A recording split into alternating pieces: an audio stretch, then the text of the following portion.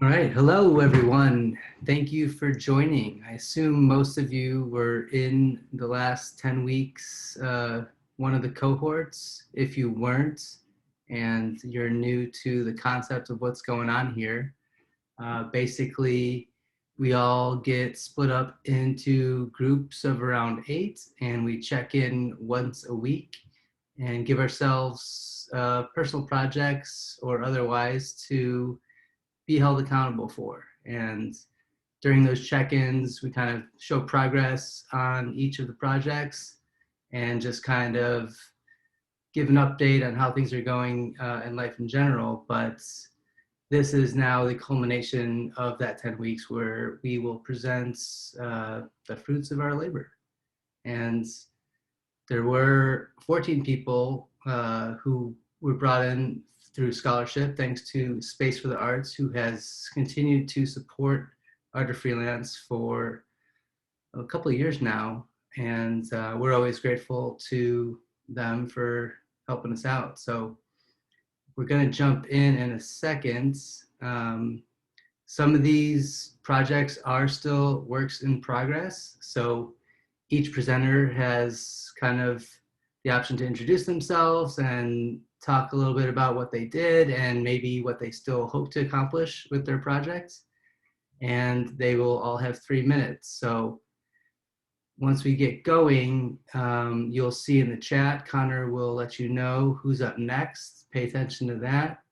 And we're just gonna, as soon as someone says thank you and they finish, we'll move on right to the next person. So you can just jump right in. And without further ado, we can start off with Claudine. Hi, everyone.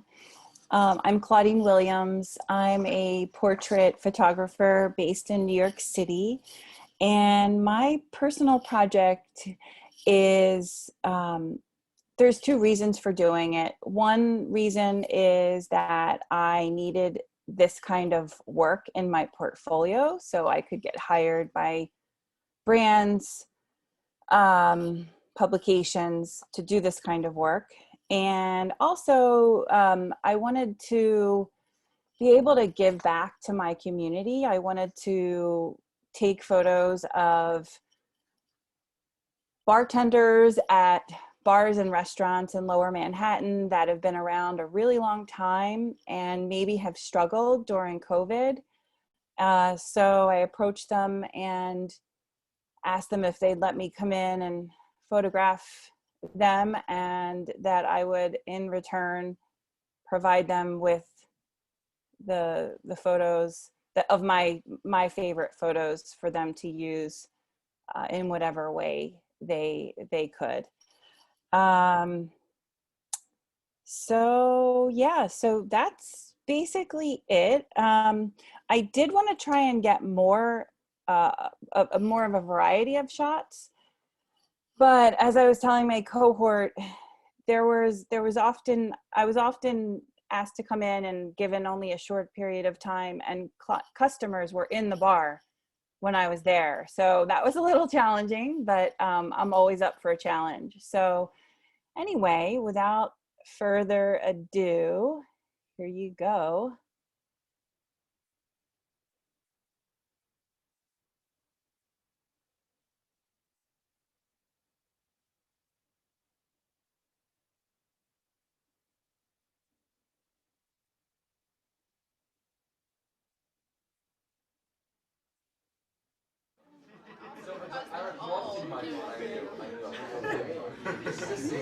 I picked the absolute worst day of being a Spartan. Sunday before Passover. Here I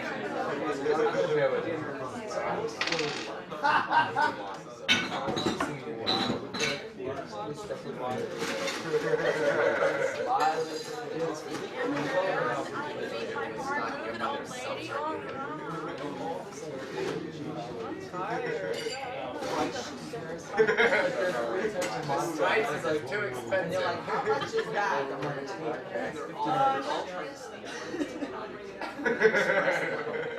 like, then they always get them off. I think they pull out the checks.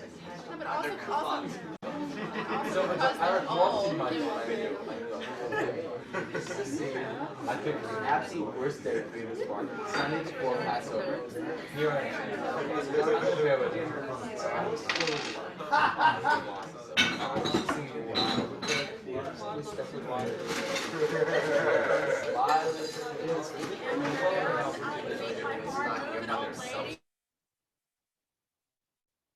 Okay, that's it. Thank you.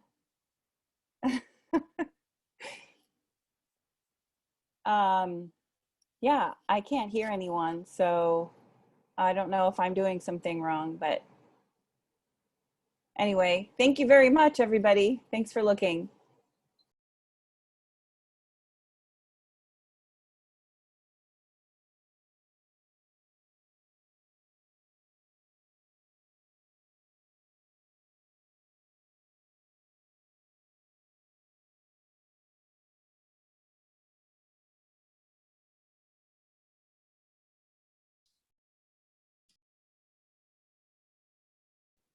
Is it my turn?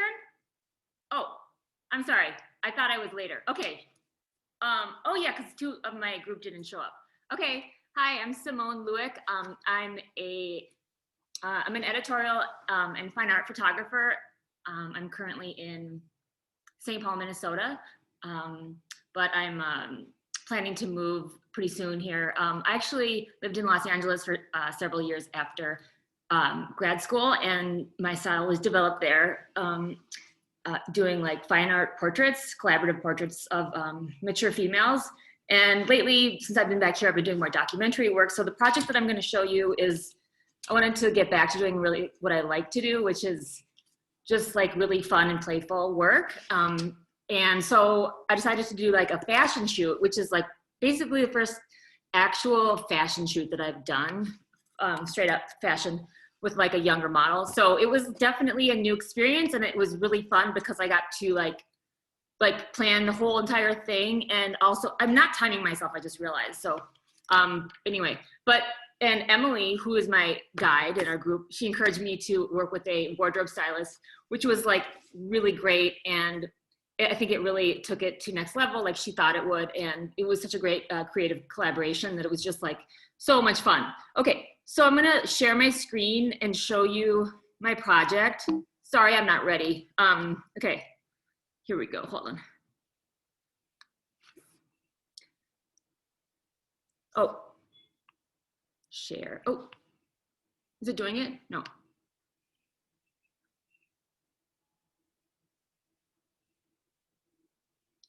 Can you see it or no? Yeah, you can see, is it full screen or? Sorry, no, okay. I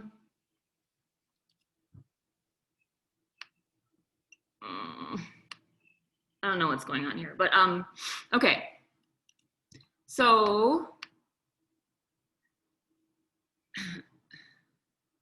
I can't do the full screen one. Anyway, so I'll just go scroll through it then like this.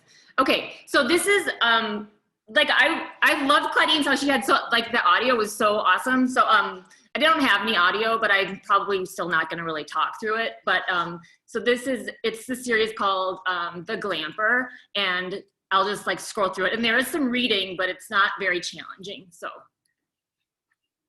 I think you can maybe just read it to yourself, so I don't have to read it to you. That's okay.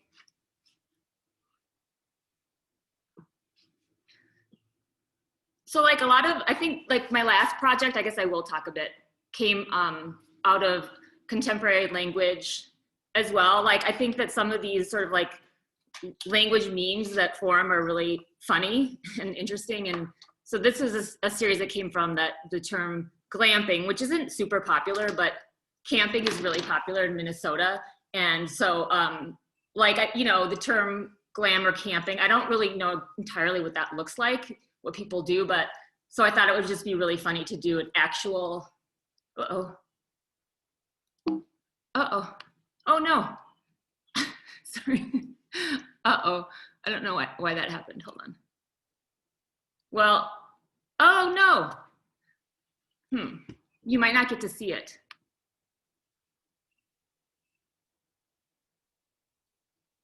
Can I pause myself? I don't know what to do.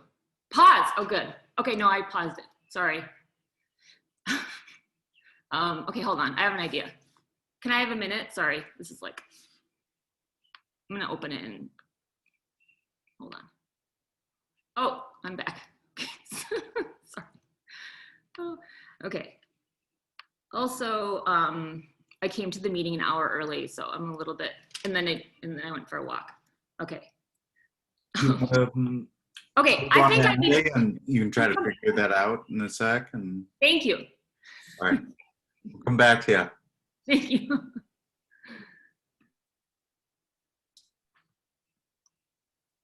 Thanks, Simone. I have to We'll stop. come back. Oh, okay. We'll come Yeah. back to you. You good? Yep. Great. Well, I'll just jump in here. Hi, everyone. I'm Emily. I had the privilege of being a host for my lovely cohort this time around, which honestly I owe a lot of what I've created in this project to them, because I found this an incredibly challenging semester. So, you know, it wouldn't have come through without the support of everyone.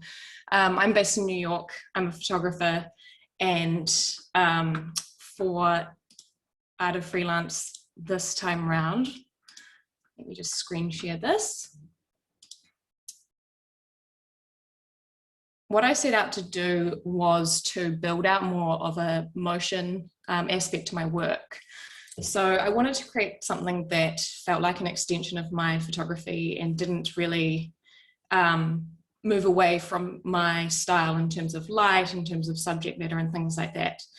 I set myself with the big task of creating a reel. So the goal was to create a full director's reel with some new material that I would go out and shoot. I would, build a team to shoot together. I would edit, and I would splice that with some existing motion work that I have. The thing that I really realized as I embarked on this project was it's a hell of a lot of work to do this. And while I've made really good progress working towards that goal, I'm not, ashamed to say that I didn't reach that. So what I have done, in the lead up to that step is find a creative solution for adding motion to my still work, and that was creating some GIFs from motion that I have shot throughout the last 10 weeks and some existing video work as well. So this here is just some examples of how I see this existing within my website. I'm going to, for the purpose of this presentation, just put this on a PDF. So hopefully they run a little smoother. I know that they show a little bit janky in Zoom, but my goal is to have these in the portfolio within the next couple of weeks. So that's where I'm at. The other thing is, I got really down on this, because setting myself up to fail with a project that I couldn't really manage, it's disappointing. But even just through creating these GIFs, I taught myself something new. I've built out something which does show a little bit of motion, and I'm kind of excited because it means that now I have some little snippets of motion that I can share in things like newsletters. So I feel like it's just the start. I'm excited to see how the reel is going to come out.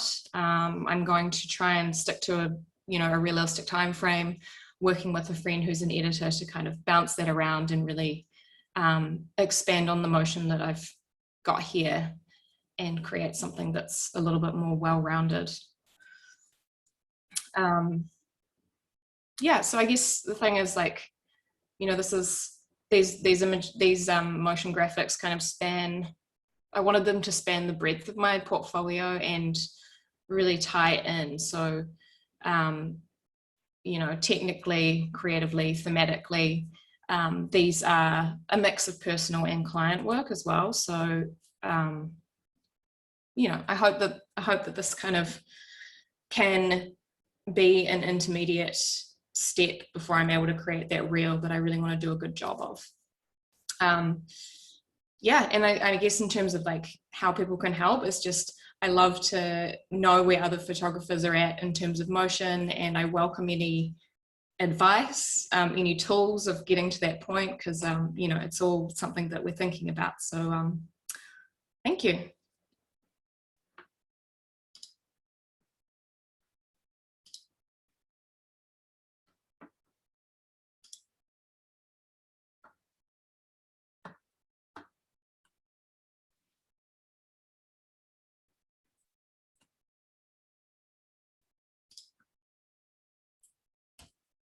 Okay, did that pop up, Connor? I still see Emily.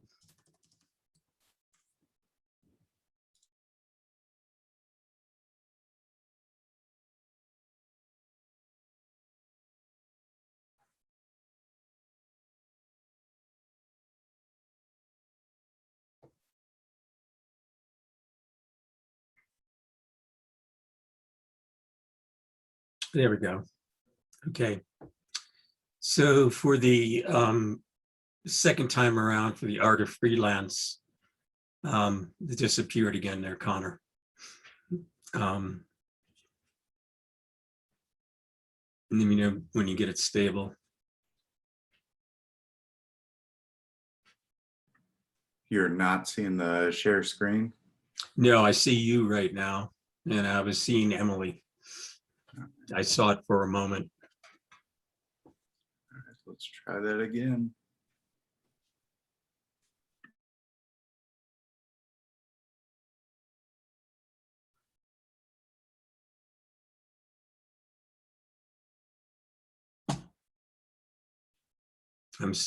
Now I see it, Connor. So hopefully it'll just stay right there. And then it went away. Host is spotlighted for your video to everybody. So you see me, but I don't see, should say Art of Freelance Spring 21. Decide to picture me. I'm going to remove spotlight maybe, or is it up?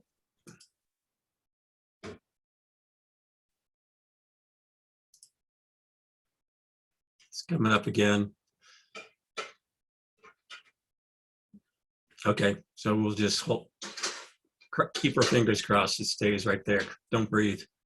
So the spring project, I've gone through this before and it disappeared again, was to shorten the sales cycles to the 1%ers. So I'm chasing after the 1%ers to have them buy massive panoramas. You want to try it again, Connor? Or is there a way I should try it? We can see your presentation and you, so I just think it's you that can't see it. All right, now let's get that down. Not going to worry about it. So the 1%ers hang out at high-end places, Telluride, Vail, Aspen, what have you. And that's where I live. I live in the ski country in Colorado. And I wanted to make it simpler to buy from me. So if you're going to go spend $5,000, $10,000 on one of my pieces, you want to have a pretty good idea of what you're getting. So I purposely decided that, okay, how do I do this? And I decided through augmented reality. So my core business has been capturing images of fine art through avalanche rescue dogs. There's actually avalanches in parts of the country where I live, and having fun with them. And I've been selling that and snowscapes to the 1%ers for some time now. Here's some examples. You'll see some World Cup skiing there. That's men's downhill, part of the circuit internationally. Guys coming at you 42 miles an hour. The other picture is they see the seat. You can't get seating, so guys are up in a tree. And then my go-harts here are laughing because that white boot up in the air was me because I fell on my ass trying to get over there too quickly. And it was all icy. And then, you know, it ranged from kayaking, that lady's a top-end kayaker, a piece of Telluride, cycling, and then, you know, shots for corporate clients, in this case, the NSP. But I wanted a little bit more. And you see this picture of a dog playing high five with his owner. I took that shot while falling into my camera bag and decided, well, I'm out of bounds. They gave me a lot of time. So I started shooting massive panoramas. So 1.2 gigabytes. So you can go out 15 feet and you still can see the bird on the tree, and it's very tight. So I'm taking advantage of these patrollers who have let me do these panoramas. So there could be 75 shots on it. And they can go out, like I said, 6 to 18 feet wide. It's a lot of fun. Here's some examples, and then started bringing in augmentative reality. Here's one of the triptychs I put together. It's not separated, but it was 16 feet. And you can see the couple on the left. That's a real shot, how happy they were. The husband was speechless, which was kind of different. And then the other one is a prospect I'm working with. And I was able to digitally hang in their place this print of what it would look like without ever leaving my house. So it's given a better comfort feeling. I stay tied to my customers, those high-end customers, plus a bunch of other ones. I wrote a 104-page children's book, and 20% of the proceeds go to supporting them. And one of the top photographers in the country helped me through that whole process. So it's for sale on my website. And so in summary, that's me with one of the pups out of Aspen. I'm well established in the outdoor industry and destination resorts gear. I do these massive panoramas. I'm having a ball. Interior designers are going to love it because I'm going to pay them a commission. I've served time in corporate America, so I'm polished and I'm approachable. So I've got both private and corporate clients, and really the bottom line comes down to, and COVID showed it, is I wanted people to have smiles. That's it. I wanted them to laugh, to look at the book and smile, go, oh, this is pretty cool. So that's my overall story and where I'm headed. And thank you. Any questions? I'm open to it. Fernando, you look happy about it. Thank you. And Emily was awesome. She kicked our butts. Okay, I think that's the pieces I've got, Connor.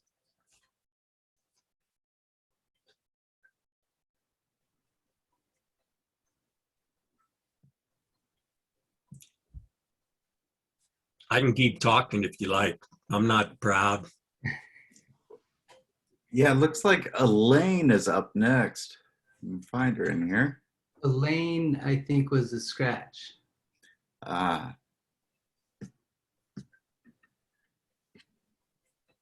Fernando, maybe? Sure.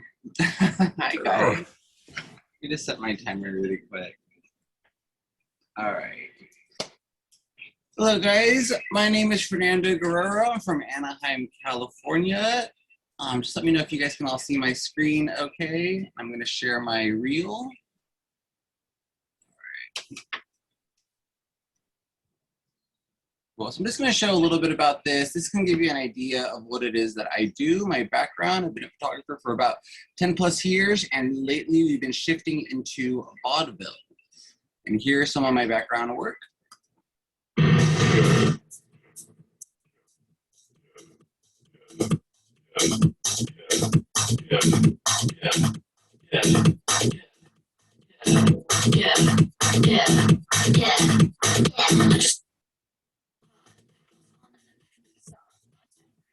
On the video track, she's got in the bra. My face so fine, kinda feeling like a slut. Gonna give you good views, watch me with the heart. I'm really so rare, I'm a sense from the bus. Wish you could come down, lift me up in your car. Yeah, I just wanna go real hard. I just wanna go real hard. Deep dive in the dark. I just wanna go real hard. I just wanna go real hard. I just wanna go real hard. I just wanna go real hard. Deep dive in the dark. I just wanna go real hard. I just wanna go real hard. Yeah.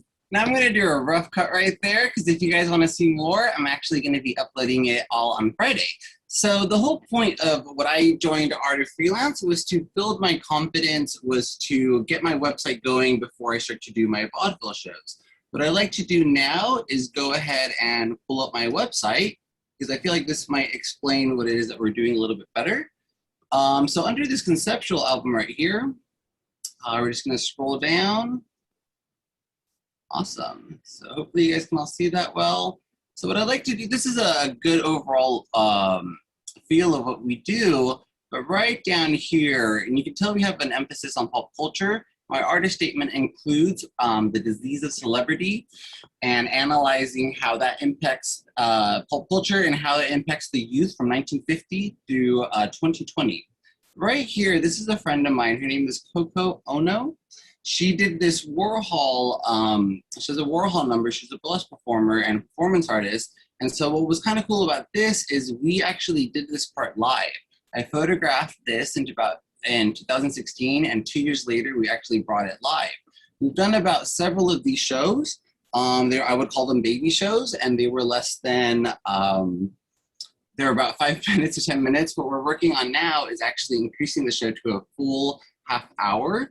And we're getting a producer involved, and this has been something that's a dream come true. This is why I'll be continuing with Art of Freelance Part 2 to get the show going. And unfortunately, what had happened was, with COVID, it really took a toll on nightlife.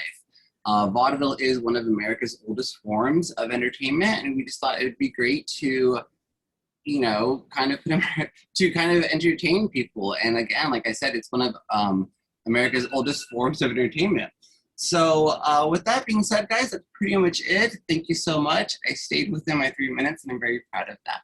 If you guys have any questions or would like to help out, I would just donate money. We like money, and we need that to help fund our shows. Thank you so much, guys.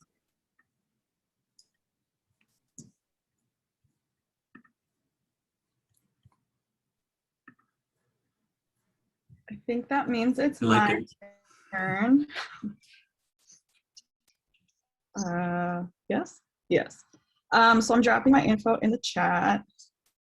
Okay, great. 1 second.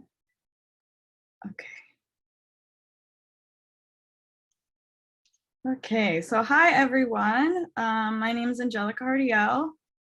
I'm a Brooklyn-based Filipino-American portrait, fashion, and editorial photographer originally from Los Angeles. Thank you all so much for joining this evening. For Art of Freelance, I wanted to pursue a portrait project that highlights intimacy and physical closeness in all forms of relationships. Over the last 10 weeks, I was able to interview 4 sets of friendships. Then we collaboratively came up with poses based on what was said in the interview. The following series of photographs is an ongoing portrait project called The Things We Do to Each Other, demonstrating simply that, the things we do to each other as human beings. We bend over backwards for each other. We carry each other. We cast spells with each other. We complete each other. We cross paths with each other. We embrace each other. Ground each other. Lean on each other. Leave each other. Mesmerize each other. Play with each other. Push each other. Support each other. And trust each other. Dancing girls, we are dancing girls, we are going to the Mayflower Wait, we haven't even started yet. Y'all, I wanted the solo shot. You don't get a solo when you're with us. My mouth is closed. My mouth is closed. Was it open? I snapped it. My mouth was open. I think we're just like, you know, like, yeah. Yeah, I don't know how to describe that. And that's it. Thank you so much.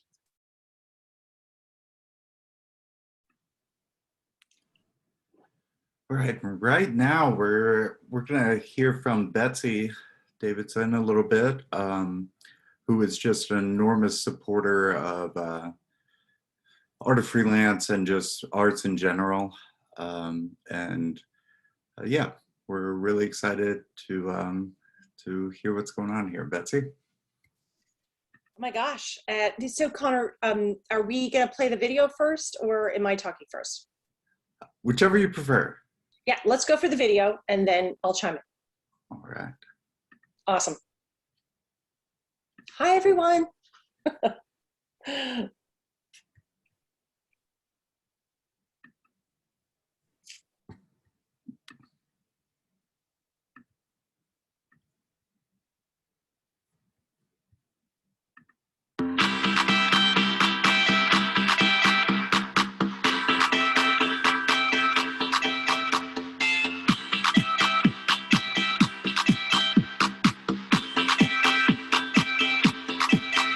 I watched walk while you were sleeping. Don't got no walls to keep you. You got someone else's dreams. Oh, you inspired some sunny breathing. Sleep talker, what's your secret? Rubber lips, so preacher, wake up call.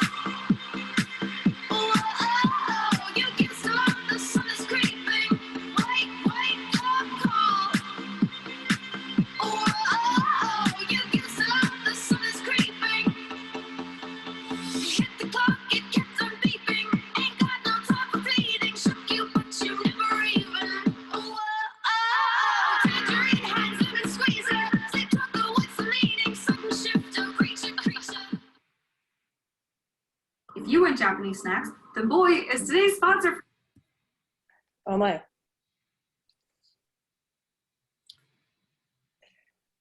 Okay. Am I back? You're back. I'm back. Excellent. Okay. Hi, everybody. Congratulations on an amazing project. Every single one has been incredibly inspiring. We found Art of Freelance and Matthew, my gosh, I think it's going on 4 years now, somewhere around their second or third Art of Freelance. And we wanted to immediately embrace the community and give back. So we started a marketplace for professional production spaces. We're a global B2B marketplace. We started with professional studios, but we are expanding into locations. And one of the things that's really important to us are the unique projects that are happening all around the globe and giving voice and support to those projects. You know, it's not about just having a business, it's about giving back and supporting the community. As you all know, getting your voice and your projects heard are sometimes really difficult. And we want to support everything that is a part of our creative universe. And if there is anything we can do to help you and support you, please know that we're here. Check us out, spaceforarts.com. However, there's more to it than that. If you ever need advice or connections or anything that we can help with. We stand by Matthew and Connor and Art of Freelance to help you with any and all projects. So thank you so much for tonight. It's an absolute pleasure to support you. And if some of you have been part of our scholarships, please reach out. We're so excited that you are here tonight, and I'll hand it back over to Connor. Thank you so much.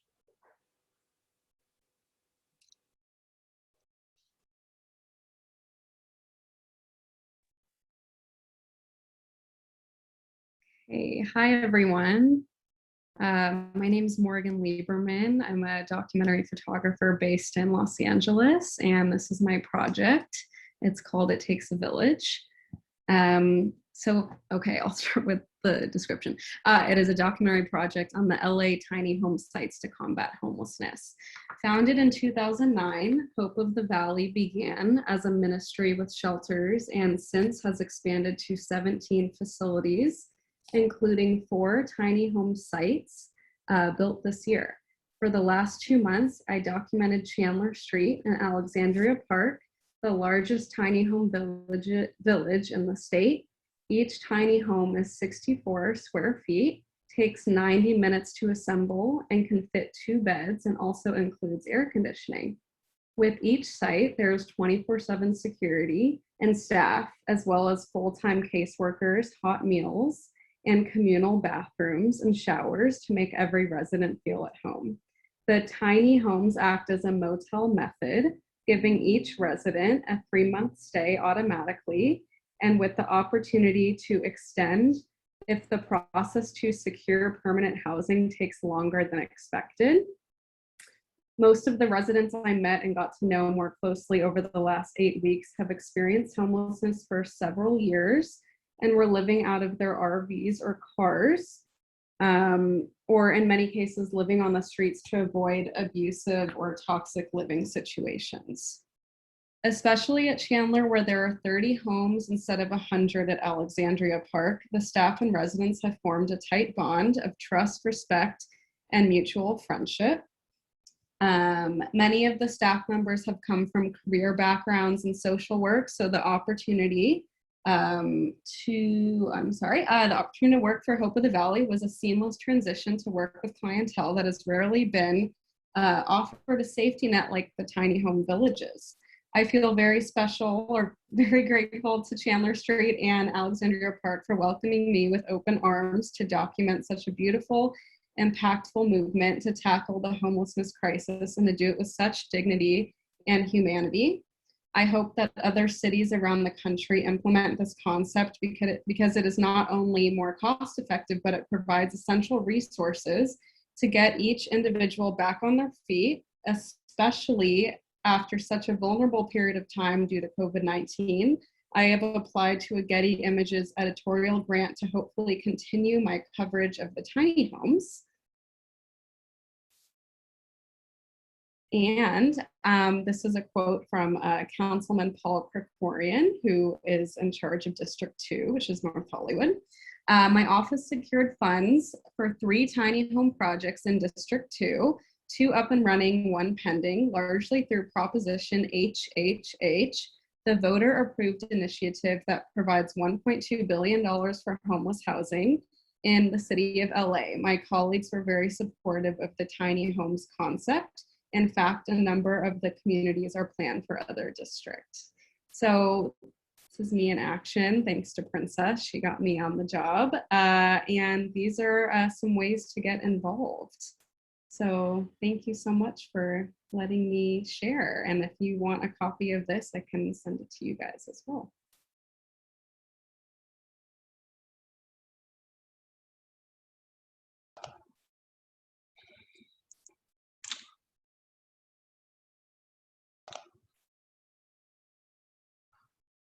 Okay, I think I'm next, but let me share my screen. Can you guys see my screen? Okay, cool. So my name is John A. Guest. I'm a sports and portrait photographer from Northern Virginia. My title is labeled my project is labeled More Than an Athlete. Basically, I photographed 6 of my friends, and I interviewed them and we talked about mental health issues that, they went through while playing the sport of their choice. And so, yeah, so my first person is one of my closest friends. Her name is Alexis. And we talked about how playing basketball for her, going through mental health issues, was an outlet. And, after her college career ended, she talked about how she kind of had an identity crisis and trying to figure out who she was since playing basketball was over. And my next subject is Jared. I met him through a mutual friend. This project actually intertwined well with him because he actually wrote a book called From Cleats to Loafers, and it talks about mental health while he played football at a couple of schools and having to adapt to not making his NFL dream a reality. So it was a good project. Just good to talk to him about how it's okay to, admit your faults. It's okay to not be okay, especially playing a sport and being like the star of your team. This is another mutual friend. His name is Sean. He played at a JUCO in Florida. He played college basketball. And me and him discussed how important it is for a support system to be there for you, to help you on your good days and support you on your bad days, and how it's important to, find that group of people that you're comfortable talking with and just being there for you. My next friend is Chanel. I played against her in basketball in high school, and then I played with her in college. And me and her have had a bunch of talks about this, but we mainly just talked about how basketball was an outlet for her as well, and how even through injuries, when she was able to play, it was a good distraction. Me and her spoke a lot about the topic of therapy, how, therapy has personally helped me a lot. And we talked about how it's important to go see someone, get that help, and find that peace that, we all need, especially after the year we just had. Next is actually Chanel's brother, Jackson. He played football at a couple of JUCO schools, and he talked about how it's just basically important to learn about your mental health, because it's important to stay on top of that, not let it get too bad before it's too late. And then lastly is my friend Demisha. I played against her in high school. We talked about how she went through a lot of injuries playing college basketball, and how she learned to give herself compassion, because the sport that you play doesn't define who you are. And she talked about understanding that there's more to life after the sport you play, that we still matter and that we still are important. So that's my project. I will drop it in the chat if you guys want to look at the pictures a little bit longer.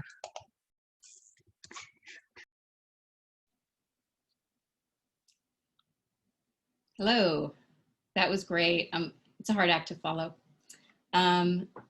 My name is Kelly Butler. I was a cohort lead, and I think everyone had an interesting time with this because it was during the COVID, and really trying to figure out like how our lives were changing during this entire process. And I think it got hard for some of us sometimes, and I think it was good to lean on each other, and the ones who kind of breezed through it, it was very inspiring, and they kept us up and running. So I just want to thank my team for being so great, and I couldn't have done this without them.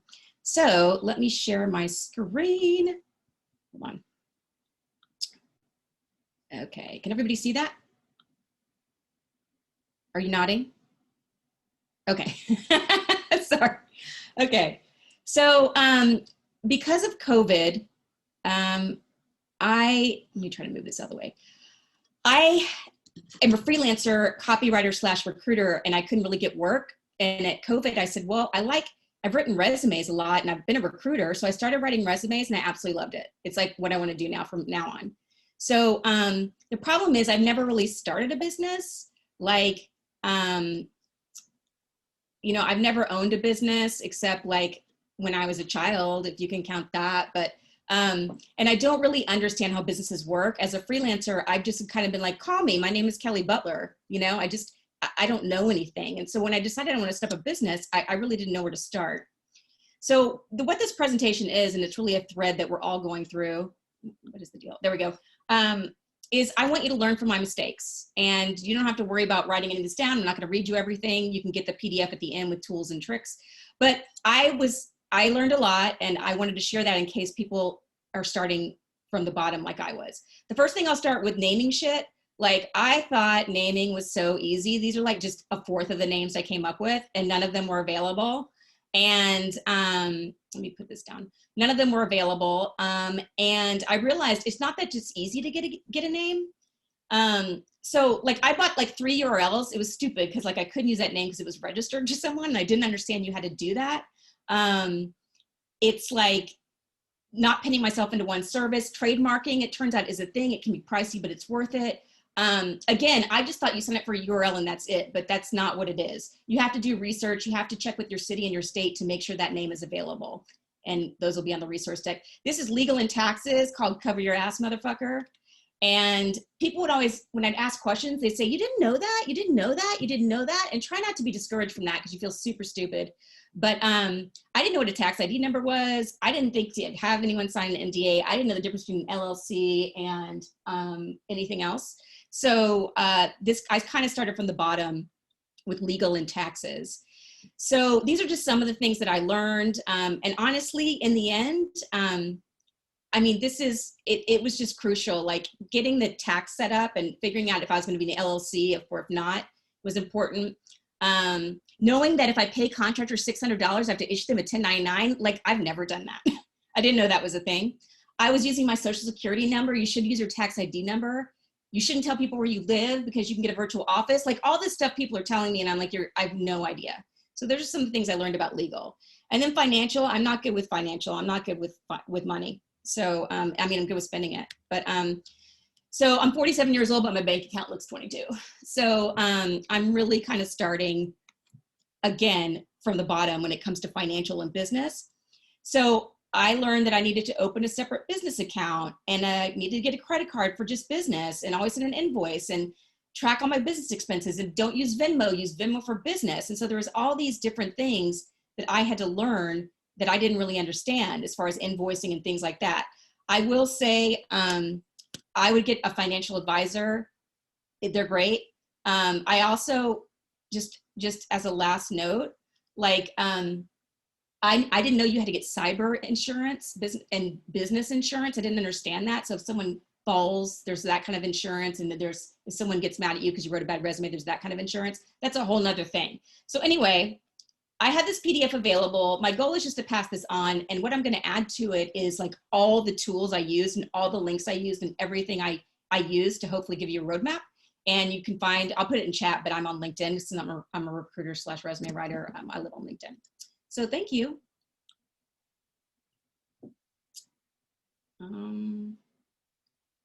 Here we go. Okay. So my team is coming up, and of course I've got to like get out of all this. Hold on.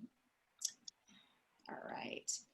And as my team is speaking, I'm going to be posting their links and their information, so they don't have to worry about it in the chat. So you'll see that there. So the first up, we have Maya Jordan. Yay, Maya! Maya is fantastic, and it's her second. She and I have been together once before, so I was really glad to be on this journey with someone that had done this multiple times. I think it was good for both of us. Take it away. Awesome. Thanks, Kelly. I'll also put it in there. I don't know. Oh, wait, I didn't do it. I'm so thankful that you're going to put my information. I could also pop in tips to students. Yeah, if you want to just pop it into the chat, that's totally fine. So yes, as Kelly said, my name is Maya. I also go by Maya Nicole, legal last name John. Well, one of my legal last names Jordan, and so I basically do art, like all different types of art, interdisciplinary art, singing, dancing, music, choreography, performance art, installation, so interdisciplinary. But the whole purpose is to help to elevate the collective consciousness of the culture and to educate adults and children. So I'm going to share my screen. This go around, I decided to work on Triple E philosophy. Can you see that? Kelly, can you see the screen? Okay, cool. And I actually, started it with Art of Freelance. So my first Art of Freelance, I started this project called Triple E Philosophy. And it's like, why Triple E? What are Triple E? What are Triple E's? So it's education, it's empathy, and empowerment. So it's music and movement to elevate and educate your kiddos. Okay. So it's so what I did during this time was basically broaden the scope of it and refine the scope of the project, because since the first thing that I did with Art of Freelance, it was just an album. And since then, it's just kind of snowballed into such a huger offering. So what I discovered, and also like coming up with some things about a business plan, and I'm so thankful for Callie and my cohort crew for all of the encouragement and resources. But I'm trying to move this, whatever. So it's online early childhood art-based education to teach kiddos 0 to 7 about SEL, which stands for social emotional learning and mindfulness. TEP educates and empowers kiddos to be empathic ambassadors for humanity and equips educators and caretakers with resources to support their kiddos' empowerment. So that is the broader scope of Triple E Philosophy, which started out as just an album, and it says it right here. So it started out with an album. And that's my daughter. It's an album that I've done with my daughter. She was 5 at the time. Yeah, and so then decided to create content, like a book for it. I wonder if this will play. This is kind of like a quick thing. It tells you it's an album and it's a book, and it shows you me and my daughter and the stuff it's about and what it is. So that was the album, and then it was a book. So you listen to it, you read it, you write it, and you teach it. So it's kind of becoming this much bigger project with a lot more content. And this time I wanted to create more content, like with the graphics, digital graphics. And I spent a lot of time trying to source the right program and application for it. And I didn't quite find like the best one. So if anyone has any recommendations, I would love for you to drop it in the chat. That would be great. So what skills do we develop? Education through arts, empowerment, empathy. With our offerings, Triple E Philosophy uses music and movement, art-based learning to strengthen kiddos 0 to 7, mindfulness, social emotional learning, and language art skills. We teach and encourage equity. We teach and encourage kiddos self-discovery and self-appreciation while growing their appreciation for the diversity of all human beings. So yeah, this is an opportunity to donate, help the kiddos of the world by donating and also spreading the word. Yeah, and that is my project. I would love if you would go on to the site tripleephilosophy.com and you can get a free download for some activity workbook pages. If you have children or loved ones who are younger, you can give it to them. If you don't have children, you know, pass it on. And that is it. Thank you for the time. That was great. Oh my God. I've been with her. She's been working on this project like multiple times, and it's crazy how amazing it's just like spiraled. It's so great, and it's so different every time. The next person we have up is Danielle, and Danielle is really big inspiration for our group. Her favorite phrase is "Give yourself grace," and she had to say that like 100 times and put it on a Post-it note for us. And she was really a great cheerleader for all of us. So Danielle, take it away.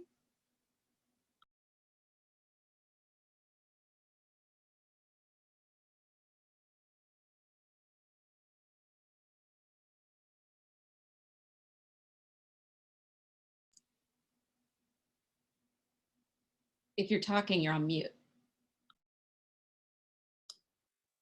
Really, Zoom, really. All right, can you guys see my screen? Yes. Okay, so what my project was is I'm a travel photographer and writer, and I'm in Toronto, Ontario, Canada, which has, I believe, we've now holding the dubious record of the longest lockdown. So my project, as much as I wanted it to be photography related for up until the last week or so, we've been in lockdown, like stay at home orders, the whole 9 yards. So I picked something that I was able to incorporate some of my travel photography as a travelogue, told through letters. And I can also use this for another part of what I'm doing. I'm also training as a death doula right now. So I'm able to use this project to show some of my clients an example of a legacy project that they can use to kind of riff off of to make something that they can then provide for their family. So I've called it Baggage. And I just have a letter for anybody that would be reading it. I will have a PDF for you to download off of my website if you wanted to have a further look, but I've done the art and all of the photography that's been used in there has been my own photography. But I've made a conscious effort to show the good and the bad of travel, like losing your luggage for 6 days and being basically having one outfit in the middle of summer and having to deal with that. I also have included things that I want to remember about the place, but also I want to remember how to say. So I always put phrases so that if I ever go back to Croatia, which I totally want to, I will be able to have basically a landing vocabulary. I've made the book like it is actual letters. So there are envelopes. You can open the envelopes. You can pull out pictures. You can pull out letters, and be able to unfold the letters and read them. And then also for this one, I've used it as basically my starter chapter to be able to go on and do other chapters for other places that I've been. In 2018 and 19, I was traveling around the world for a year solid, moved countries pretty much every month. So this is the beginning of that book and the first place that I did go in that year. And then just this past weekend, I had my first travel article that was published in a magazine along with my photography, and I wrote the article as well. So I put that at the end of the chapter just to remind myself that I did a thing inside of my other thing, which was Art of Freelance. If you want to have a further look at it, you can download it off of my site. I believe Kelly has the link in there, and thank you very much. Yay. That was great. And yes, so if you're going to Croatia, you need this, which I will be maybe one day. So next up we have Allison Wong, and she's been great because you know, I think she really helped. She gave great feedback, and then also I just feel like she really shared her journey with us, and I think it was very inspiring for all of us. So Allison, take it away. All right.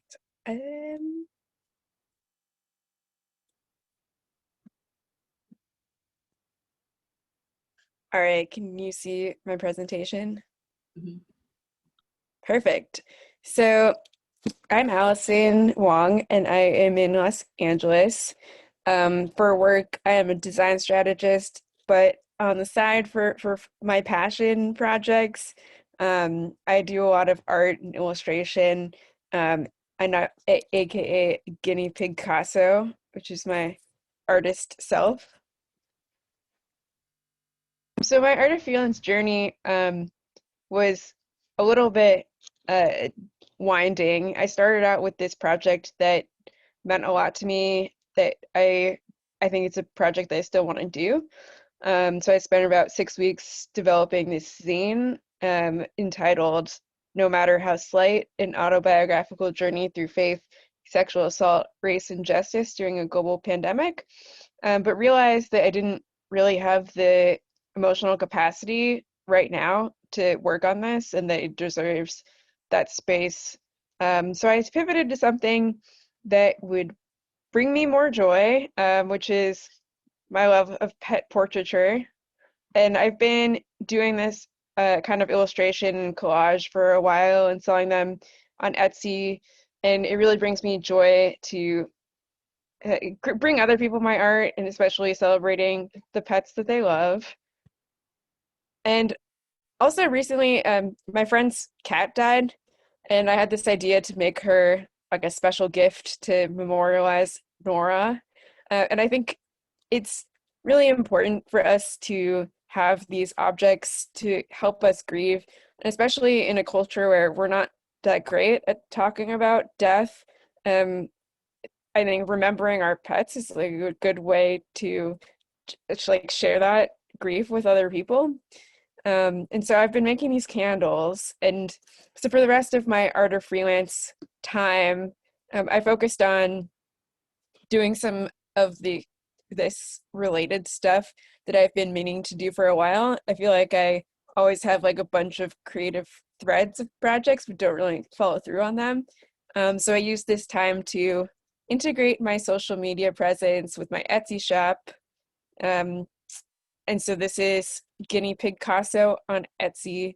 And I developed some unifying copy. So I have, now I have this tagline, handcrafted art and artifacts for every species. And here's the memorial candle. And I'd like to make more of these. And so something that I've really missed during the pandemic is interacting with people over art.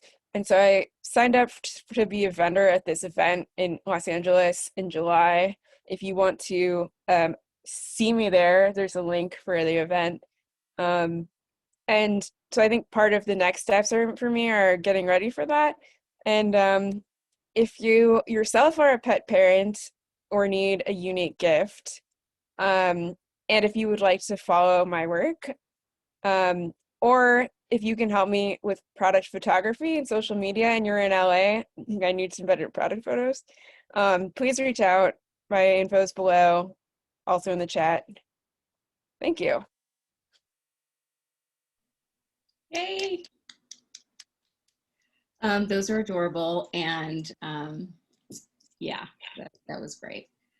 Okay, last but definitely not least is Melanie, and Melanie usually called us from her car because she happened to be traveling like all over the US and still hung in there and got a great project done. So we're really thankful for her, and just like the rest of us, I feel like we've all, our one thread that ties us together is we're all trying to give back, and that's especially true of Melanie's. So, yep.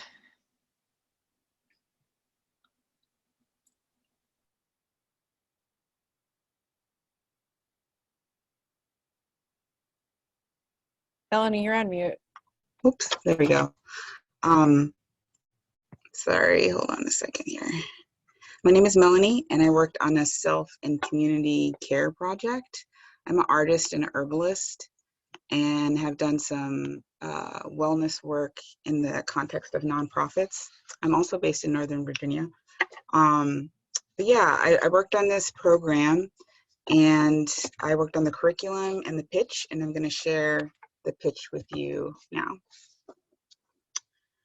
Many of us grew up with values around our work and productivity being tied to our self-worth. Individualism, Protestant work ethic, and the effects of capitalism create a culture where we are always trying to do more, be the healthiest, fastest, most productive. The irony behind a culture that puts so much value in producing and being the best is that it leaves most of us feeling like we're never enough. We're always trying to improve and incorporate more skills to make money or just feel better. And the desire to feel better and grow and implement new habits isn't a bad thing. But when growth is approached with a should attitude, I should do this, I should do that, and we judge ourselves based on our success, that's a lot of pressure and can lead to beating up on ourselves when we feel like we failed. A bit about myself. As a kid, I was diagnosed with some serious chronic illnesses on top of ADD, executive functioning disorder, and depression. I still struggle with these things. For me, navigating making changes in my life when the advice is just do it is a recipe for low self-esteem and feeling hopeless. Over the years, though, I have synthesized pearls of wisdom from studying plant medicine, different spiritual practices, generative somatics, CBT. All these things brought a lot of relief and produced some tools that I want to share. Working with others, co-working. It's easier for me to learn and work in community. Supporting my own healing and well-being, connecting to plants, to the earth, through learning about and working with plant medicine, which I've been doing for over a decade. The hope and resilience I receive through my spiritual practices and through ritual. The hope and the self-compassion, being loving and patient with myself. Embracing practice as a way of living and learning. These are the 5 pillars of the magic of practice, using plants, ritual, and repetition to transform our lives. An 8-week program that includes weekly meetings, ritual, commitments to self and community care practices, and customized tea blends made by me to support our emotional process throughout the course. What's a care practice? Anything you feel will bring more well-being and balance to your life. From journaling to volunteering, the possibilities are endless. Participants will select and agree to do these new routines to the best of their ability in a ceremonial context. In our meetings, we'll talk about people's experiences with their care practice and discuss themes that will support our process, like what is ritual and how can it support our growth? How can we use self-compassion as a tool when we're feeling resistant and stuck? The goal of the program is to show up and repeatedly try in the best faith we can muster while also giving ourselves grace. Shout out to Danielle. We all have wisdom to share and are the experts of our own healing. This course will be a place to share that wisdom, build community, and support one another in shifting the way we talk to ourselves when it comes to making changes in our lives. This course is for people who struggle to implement new changes, new routines, who beat up on themselves when they make mistakes and things don't go according to plan, or if you just want to bring more plant medicine and ritual into your life. If any of that resonates, I invite you to follow me on this journey of my creating and launching the magic of practice. And to learn more, there's going to be a Google form in the chat where you can give me feedback, or if there's folks who want to collaborate. Yeah, that's all. Thank you. Thank you. I've seen her syllabus. It's pretty cool. So I would definitely reach out to learn more. I think that's it for us. Connor?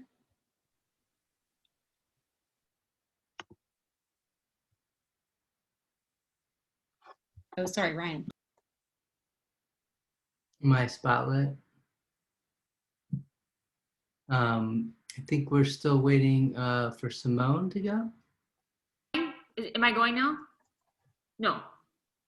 I'm ready if you want. I mean, I can go. Yeah? What's going on? I'll go, and then Simone will be next, right, Connor? And then do we have anyone else that's still ready to go, or? That looks like it. Okay, perfect. Then I'll just jump in. Yeah, I think this is like the 12th time I've done this, and I keep doing it. I love it.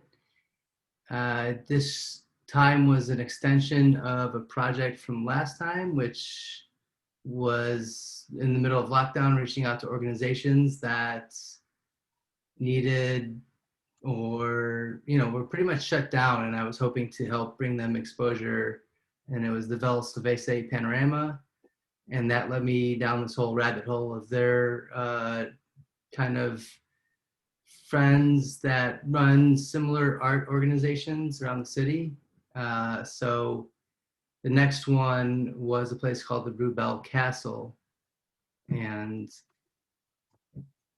I started reaching out to them, trying to figure out how we can do a series of portraits to talk about their history and everything else that's been going on with them. So it's a long story, but this guy here is Scott Rubel, who's the nephew of Mike Rubel, who started in the 60s to build a castle on an old citrus grove in Glendora, California. And he grew up playing in the citrus grove and vowed one day as a neighborhood kid, just, you know, at like 10 years old, he said, I was going to buy this reservoir that feeds all the trees with the water, and I'm gonna buy the packing plant. And everyone kind of, you know, laughed at him. And then sure enough, when he was 19, somehow he figured out a way to do it, and the citrus grove closed down, and they didn't need the reservoir anymore. And he moved his mom and his grandfather into the packing plant that used to store all the citrus. And this room that we shot in is actually one of the cold storage lockers where the citrus was, you know, housed before they sold it. And so his uncle had a room there, he had a room there. I think this particular room was his uncle's, and these paintings go way back to old history from wherever the family came from before this, but it's a long lineage that is now turned into a whole museum. So the Glendora Historical Society has been left all of the lands to turn into a museum by his uncle when he died. And Scott now is a docent at the museum, as well as kind of one of the only living people to have firsthand stories about the place. So my goal is to photograph him in various places that are, you know, essential to the story, but also there's residents there. Right now, artists just live there in this giant castle. And I guess I should have explained further that this is a real castle, like full acreages of walls built from the ground with stone upon stone that Scott helped, and like hundreds of people in the community helped in the 60s to build this crazy castle. You can go visit it. Scott will give you a tour, but that was kind of the hopes in the project. And with Vel Silvese, I did maybe 6 or 7 portraits. So I was hoping to kind of repeat it with this one, but I think I got 2 of them in, and it's more been about trying to develop relationships with the people who live there, because they are all artists on their own time. And one of the things Matthew always says is, you know, don't rely too much on other people for your projects. And that very much came true with this one. But I was happy to get this and another portrait of a guy who built the whole portcullis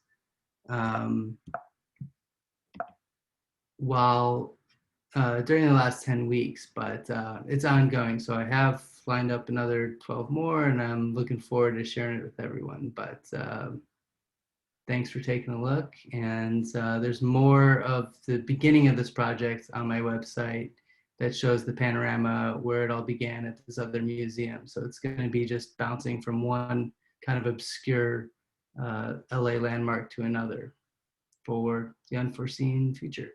So thanks.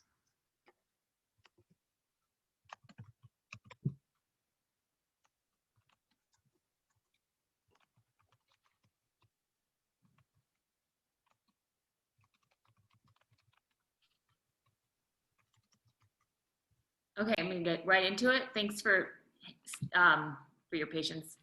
It was so awesome to see everybody's work. So amazing. Okay, here it is. This is my fashion story. It's called The Glamper, and it's a glamorous camper in the North Woods up here in Minnesota. She's enjoying a marshmallow on a sunny day.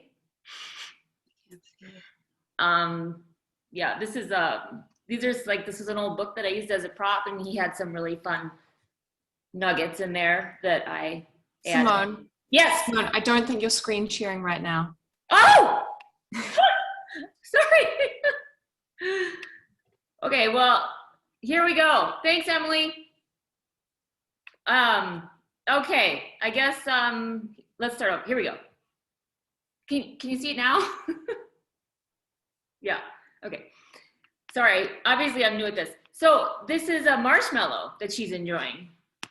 Hold on. Okay, sorry guys. Okay, okay. In the North Woods in Minnesota. And this is a quote that I took from the Camper's Bible because I loved it, about the weather and camping. More with the marshmallow.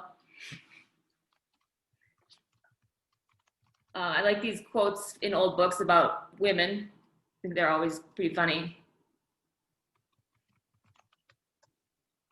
Oh God, oh, here we go. Okay, here we are bird watching with opera glasses, standing on a picnic table. So it was really fun to work with this wardrobe artist. She chose all these great outfits, and it was just a really fun collaboration. And that's it. Thank you. Sorry. Okay. Oh, not to stop my. Hold on. Oh my God. Stop share. Stop video. Okay. Bye. Thank you. Okay.